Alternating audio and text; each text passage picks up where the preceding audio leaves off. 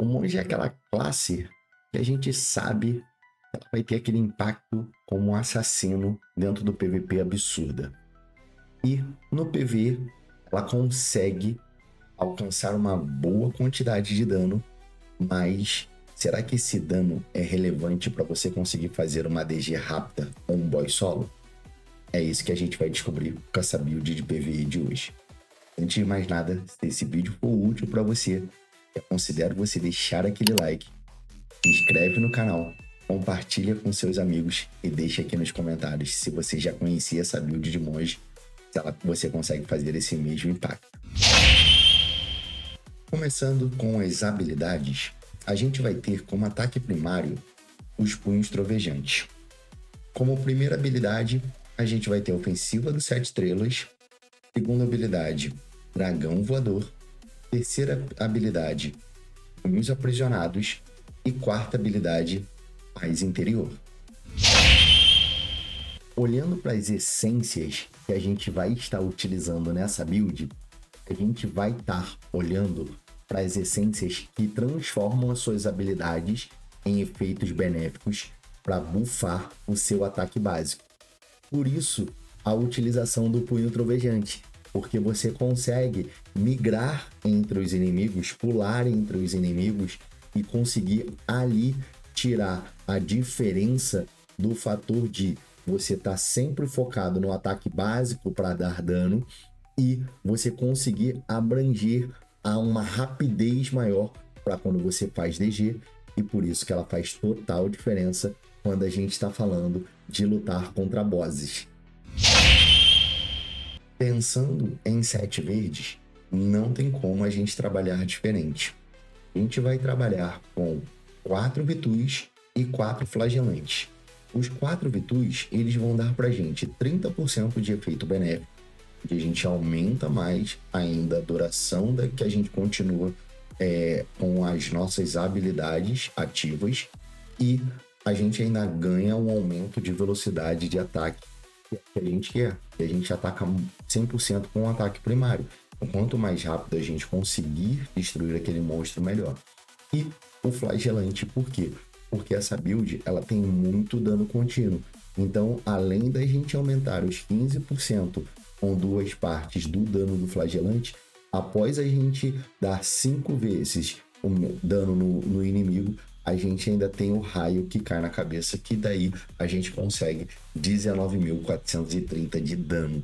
E isso faz uma composição muito forte. Então, por isso que o 7 verde seria esse que eu vou recomendar para você. Falando de excelência, não tem como a gente não levar em consideração o arremessador. Essas são as excelências do arremessador que a gente vai estar utilizando. E para habilidade lendária, não tem como também a gente, já que a gente estava falando no flagelante de dano contínuo, não tem nada melhor do que o alívio da morte para a gente potencializar cada vez mais esse dano. A gente conversa de propriedade amaldiçoada e eu sempre trago para vocês a propriedade amaldiçoada que eu estou utilizando. Eu estou utilizando as propriedades do torturado e do enfurecido porque eu estou utilizando as propriedades do PVP, como vocês muito me conhecem. Mas se hoje eu fosse trazer para vocês as propriedades amaldiçoadas para essa build PVE, eu aconselharia para vocês 6 sumiços e 2 atrofiados. Seria a melhor propriedade amaldiçoada para compor essa build. Na linha de reforja, eu vou estar deixando aqui no card e na descrição o link do vídeo que eu falo sobre reforja. Lá você consegue literalmente identificar qual tipo de reforja de PvE eu vou estar utilizando. É só você clicar no link no final do vídeo, tá? E você olhar esse vídeo, porque lá eu te explico por que eu utilizo esse modelo de reforja, que vai ficar algo muito mais contextualizado para você entender a importância da reforja para essa build PvE, para a gente alcançar esse dano que você viu no começo. Gemas lendárias que a gente está utilizando nessa build para a gente alcançar esse dano na linha de 1 estrela, a gente tem a olho de Berserker. Na linha de 2 estrelas, a gente está utilizando a Lamento Materno e a Berrelite.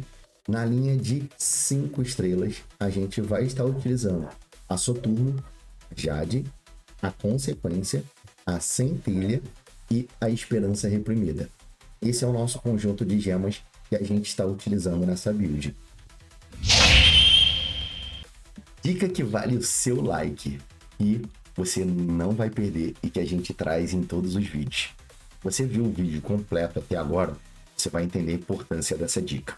Primeira coisa, a nossa build é toda baseada em efeito benéfico. Então, quanto mais você tiver de duração de efeito benéfico, é algo essencial, tá? Isso vai fazer muita diferença para você.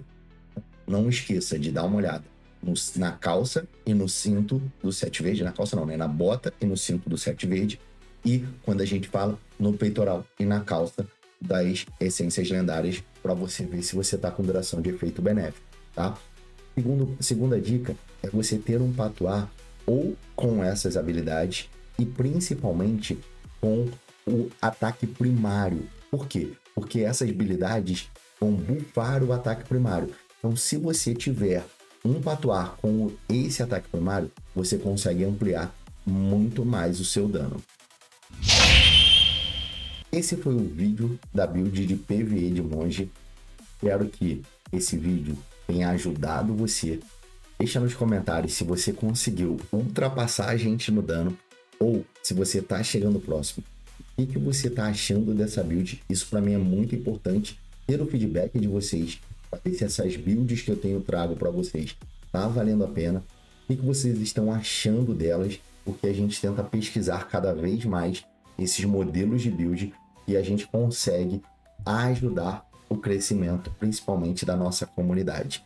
Como sempre, deixa de dar aquele likezão, compartilha com aqueles seus amigos e não deixa de se inscrever no nosso grupo de membros, porque eu trago no nosso canal, tem vídeos próprios para membros, aonde ali a gente traz um vídeo mais técnico explicando para que você possa construir a sua própria build e entender nos pequenos detalhes como o seu personagem consegue sair de um dano razoável ou até mesmo baixo para ser aquele top dano da sua DG.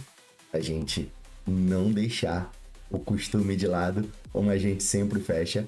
Até o próximo vídeo. Fui!